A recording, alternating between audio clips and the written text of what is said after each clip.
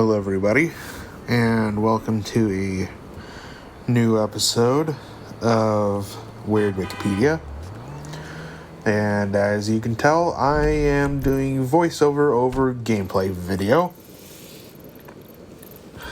And this is probably going to be the format I'm going to stick with for a little while, because I am lazy and this would be easier to edit. I also just want to say that the gameplay quality might not be the best, because I am using a flash drive instead of a capture card, so it might not be like 4K Ultra HD. And thankfully, the recording got rid of all the copyrighted songs, so I don't have to worry about that. So enjoy the rest of the video. And in today's episode, we are exploring the domain of .niue, which is the CCTLD, or country code top level domain, for the island state of Niue. And unlike .gg, you can find .niue on Wikipedia's unusual articles section, or article, whatever you want to call it, accompanied by the brief description of Niue's top-level domain, which is regulated by Sweden and almost exclusively used by European countries. And before we get into .niue, I feel like I should explain exactly what Niue is. Niue is an associated state of New Zealand, which means it's a part of New Zealand but has its own legislature, which is known as the Niue Legislative Assembly. And since it is a part of New Zealand, it's a part of the Commonwealth, so its monarch is King Charles III. And the representative to the king is Dame Cindy Cairo.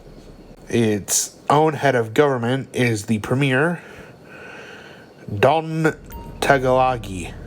It gained self-government and free association with New Zealand on October 19th, 1974.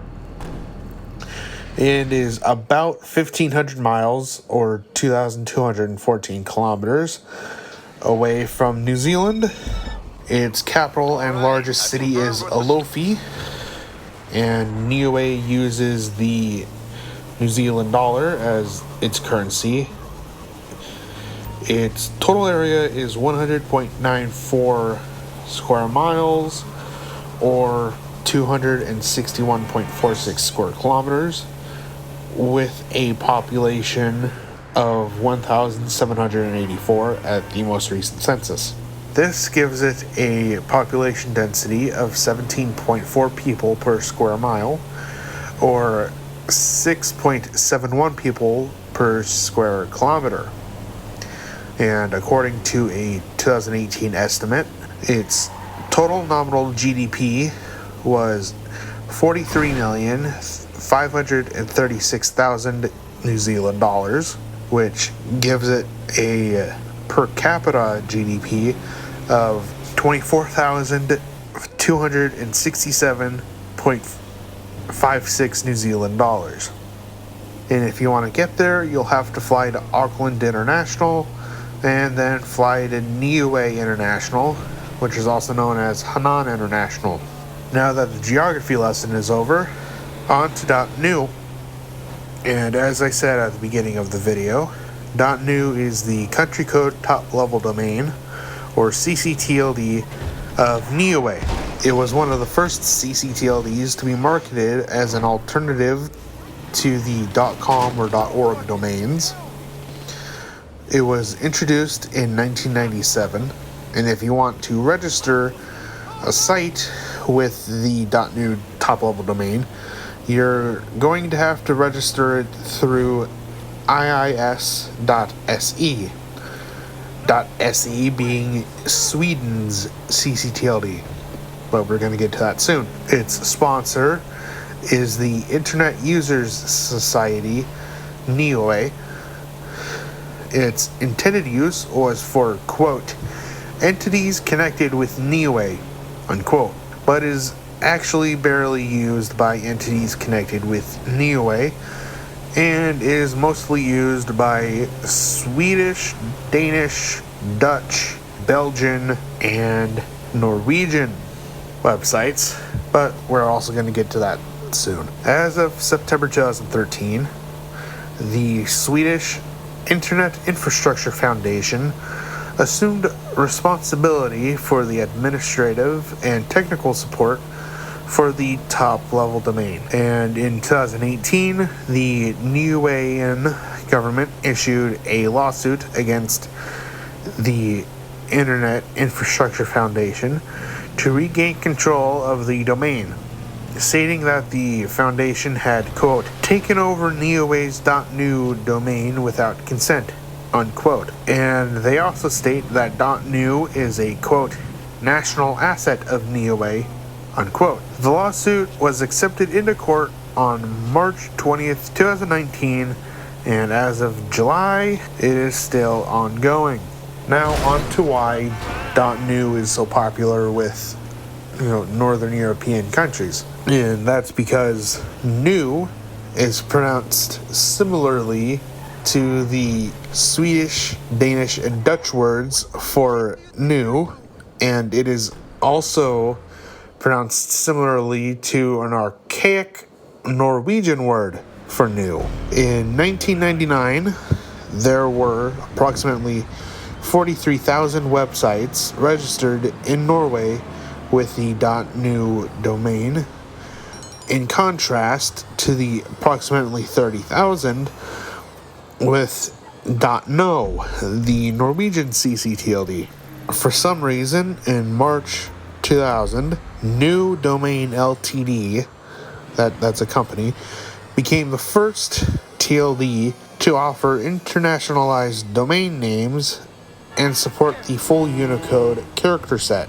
For obvious reasons, the .nu domain can be revoked without refund if the website is used for any illegal activities.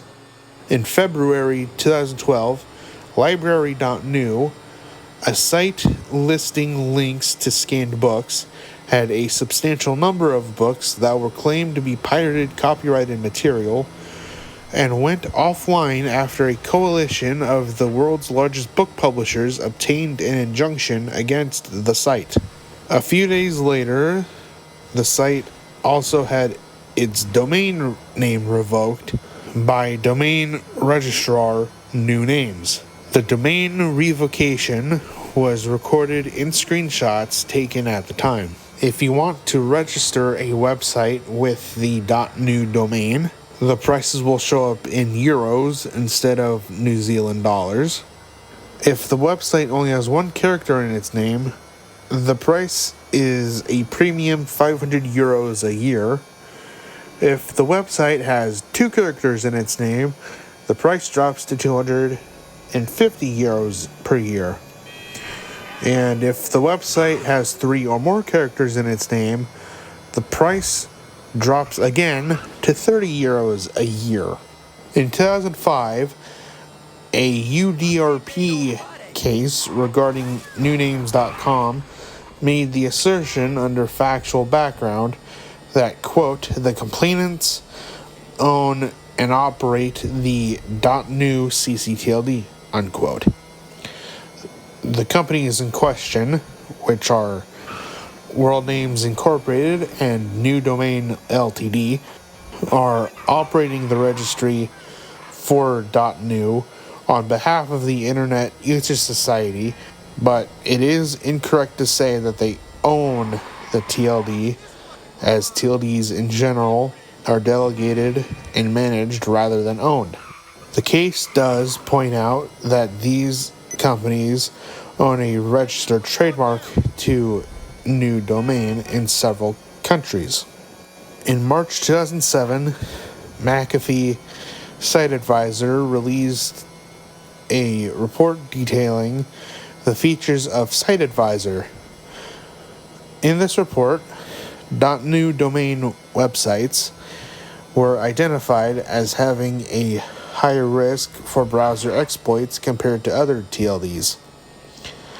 However, in most other aspects, .NU sites were generally characterized as having a low to moderate risk level. Shortly after this, the .NU domain issued a press release stating that Site Advisor had actually ranked .NU amongst the lowest risk category. And by 2008, McAfee reported that .NET and .com had become the TLDs with the highest risk factors instead. And that's it for the video. I hope you found it informative, and I hope that the gameplay was at least interesting and entertaining you for the duration of me rambling. And if you liked the video, make sure to hit the like button and subscribe to the channel for more content like this, and to push my videos and channel in the algorithm. And don't forget to ring the notification bell if you want. And in the next video, we are still exploring CCTLDs with .tv, the CCTLD of Tuvalu. I'm getting kind of tired right now of recording, so be sure to stay tuned for that. And until next time, stay safe and don't get in trouble.